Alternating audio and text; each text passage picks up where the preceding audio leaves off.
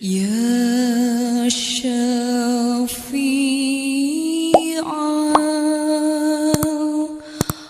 خلقي. Assalamualaikum warahmatullahi wabarakatuh.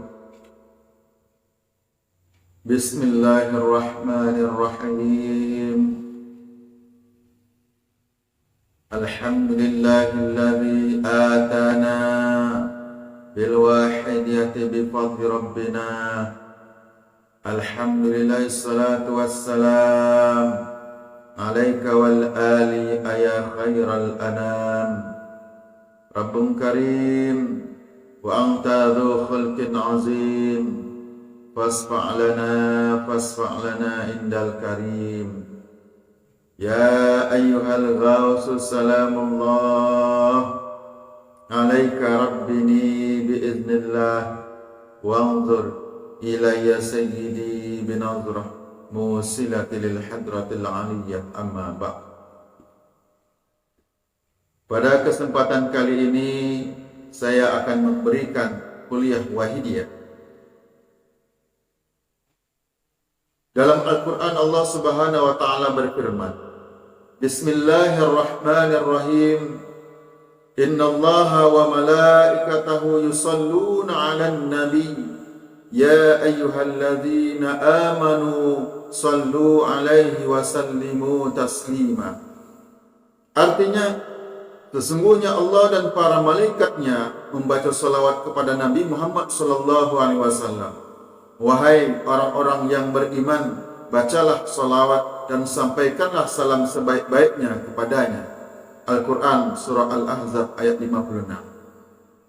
Ayat ini menjadi dalil atau dasar dan sebagai bukti bahwa amal ibadah yang paling tinggi atau tertinggi adalah membaca salawat, dan juga sebagai dasar mengamalkan atau membaca salawat kepada Nabi Muhammad SAW. Apakah Allah mengerjakan sholat?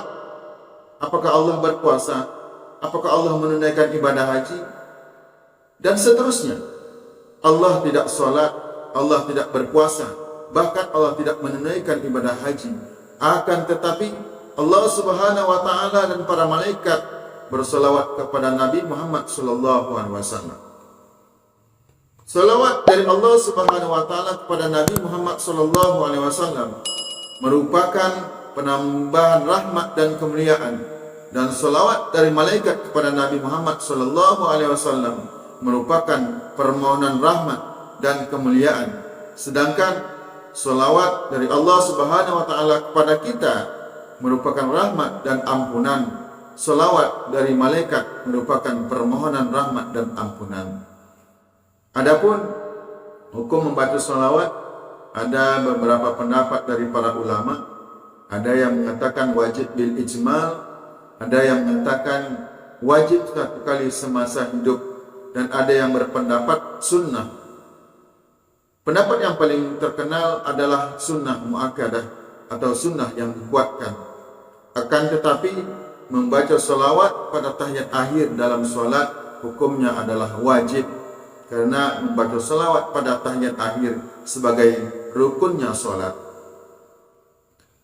Di samping memperhatikan pendapat para ulama tentang kedudukan hukum membaca salawat, kita sebagai umat Nabi Muhammad SAW yang mengakui cinta kepada Nabi Muhammad SAW serta butuh syafaat beliau SAW, beriktikad dan bersungguh-sungguh untuk selalu membaca salawat.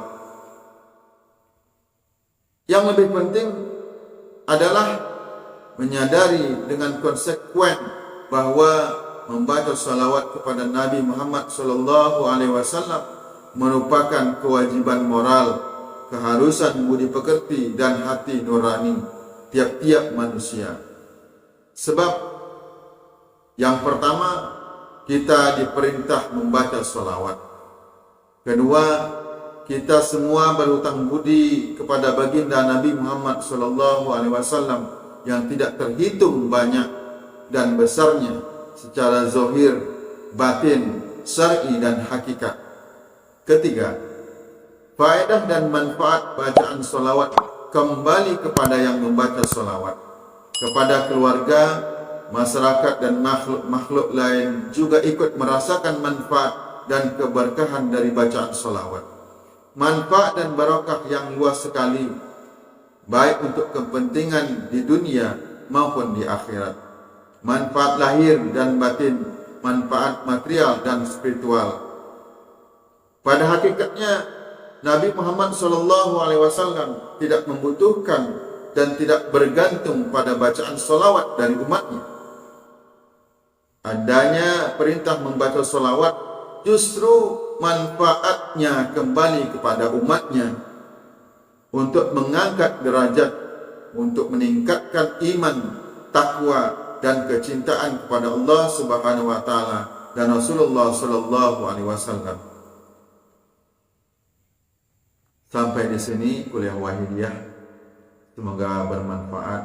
Amin ya rabbal alamin. Wabillahi taufiq wal hidayah. Wa min Rasulillah sallallahu alaihi wasallam as-safwa wa tarbiyah. Wa min al-zawat hadzal zaman an-nazarah wal barakah wal karamah. Al-afwa minkum. Assalamualaikum warahmatullahi wabarakatuh.